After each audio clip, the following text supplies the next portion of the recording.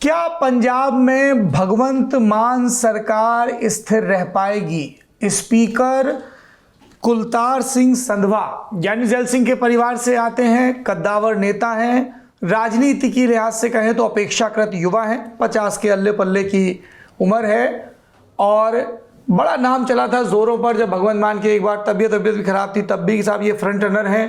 कई विधायक इनके बहुत नज़दीक हैं। अमन अरोड़ा एक और चर्चित विधायक, उनका बयान कि मेरिट के हिसाब से सीएम होना चाहिए। ये क्या बात हुई कि हिंदू सीएम नहीं हो सकता है, पंजाब में सिख सीएम नहीं होगा, जो भी डिजर्विंग करता है। तो विद इन भगवंत मान की कैबिनेट बहुत मर्मरिंग है, बहुत इस तरह के स्वर हैं, बहुत बातें हैं कि सब कुछ ठीक नहीं है। और लोग ये भी कह रहे हैं कि राघव चड्ढा और संदीप पाठक को तो टालने में भगवंत मान आसानी से कर लेते थे, ठीक है कि दाएं बाएं कर दिया, लेकिन अब अरविंद केजरीवाल सीधी दिलचस्पी लेंगे क्योंकि अब तो फुर्सत ही फुर्सत में है। दिल्ली में तो अगला चुनाव एमसीडी का जब होगा तब होगा, तो ज़्यादा क्लैश होगा। भगवंत मान वर्सेस अरविंद केजरीवाल भी स्थिति बन सकती है और पार्टी के भीतर खाने कोई एक नाथ शिंदे निकल सकता है। ये बात बहुत पहले से चर्चा में है कि स्थिर नहीं है पंजाब गवर्नमेंट। इमेजिन इतनी ब्रूट मेजोरिटी 92 या 91 वहां पर है, इतनी ब्रूट मेजोरिटी लेकर भी आप स्थिर नहीं है आउट ऑफ 117 जी। और बहुत पहले से बहुत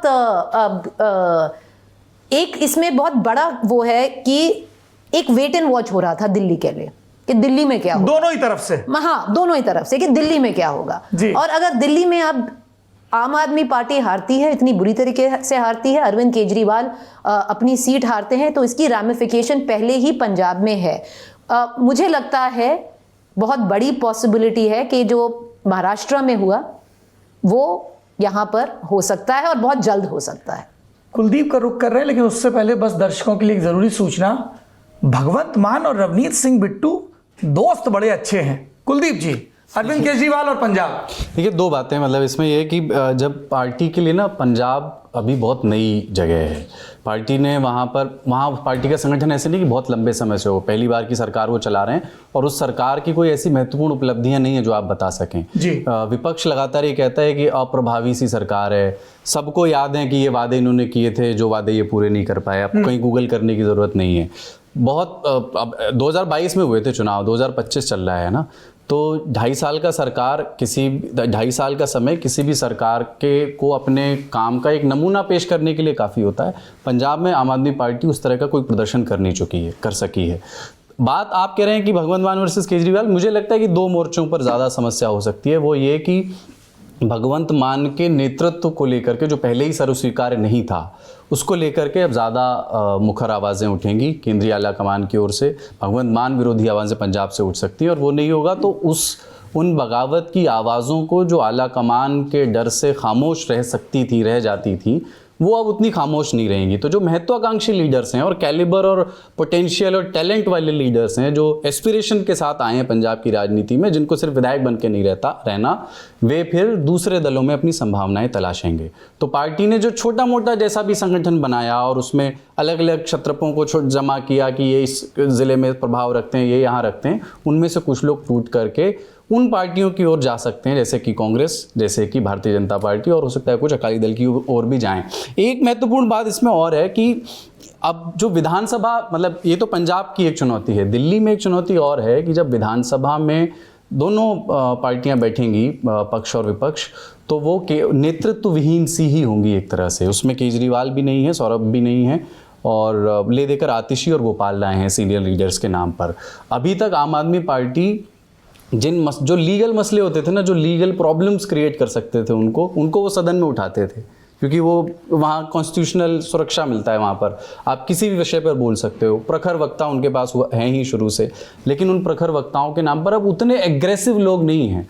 तो विधानसभा में भी पार्टी एक तरह से नेतृत्व विहीन सी ही है। आतिशी के नेतृत्व को लेकर के वैसी स्वीकार्यता नहीं है जैसी मनीष और अरविंद केजरीवाल को लेकर के थी। आतिशी एक मेकशिफ्ट अरेंजमेंट थे, सिर्फ तभी के लिए जब उनके सीनियर लीडर्स उसमें थे। एक बात और है, जब लीगल प्रॉब्लम्स होंगी ना, इस बार जब जेल भेजे जाने की बात होगी, तो इंडिया 2024 के लोकसभा चुनाव के समय हमने देखा था कि कांग्रेस लीडर राहुल गांधी भी कह देते थे, ट्वीट कर देते थे कि ये गलत है, या जो मौजूदा सरकार पर जो है कि ये तानाशाही है, आप विपक्ष के नेताओं को जेल भेज रहे हैं।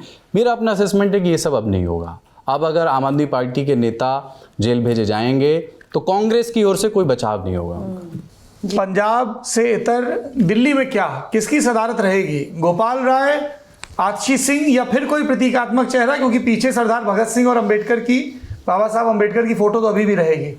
देखिए, पंजाब में एक चीज़ वही है कि पहले पंजाब की जो आप बात कर रहे हैं कि जो सारे जो आम आदमी पार्टी के विधायक हैं ये पहले ही ढूंढ रहे हैं जगह। हाँ। पहले ही मतलब ये जो स्पीकर आए थे लोकसभा चुनाव के ठीक बाद, सुनीता केजरीवाल, अरविंद केजरीवाल से मीटिंग करने संजय सिंह ने जाके बहुत वही वो पहले ही बहुत, तो वहां पर सबसे पहले फायर फाइटिंग पंजाब में मुझे लगता है आज रात से ही शुरू हो जाएगी कि मतलब इतना इमीडिएट रहेगा।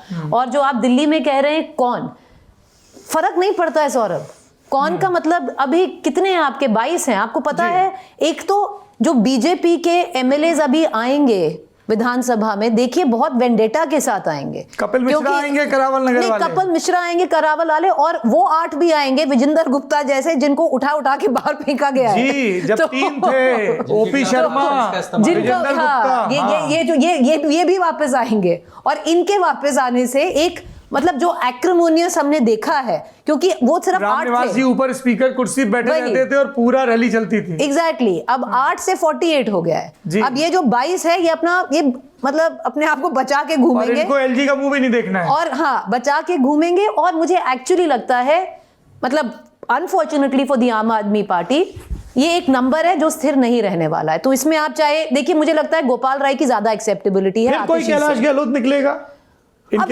इनमें कौन निकलेगा कौन नहीं निकलेगा, कितने रहेंगे कितने जाएंगे, मतलब ये मैं काफी दिनों बाद सुन रहा हूँ कि जिस दिन नतीजे आ रहे हैं उसी दिन ये भविष्यवाणियां हो रही हैं। पर ये क्योंकि ये एक्सपेक्टेड, देखिए ये जो लोग पार्टी कवर कहते हैं वो नहीं कर रहे। ये अरविंद केजरीवाल जी खुद कहते थे कि मेरे को आपने 62 दिए, बहुत बढ़िया, नहीं तो ये हमें तोड़ देते अगर हम 40 होते। कुमार विश्वास ने भी यही कहा कि अभी जो है उनमें से भी कई चले जाएंगे। और क्योंकि बहुत सारे ये ऐसे विधायक हैं, ऐसा इनमें से जो जीत के आए हैं, इनमें से 3 तो वही हैं जो बीजेपी से आए हैं।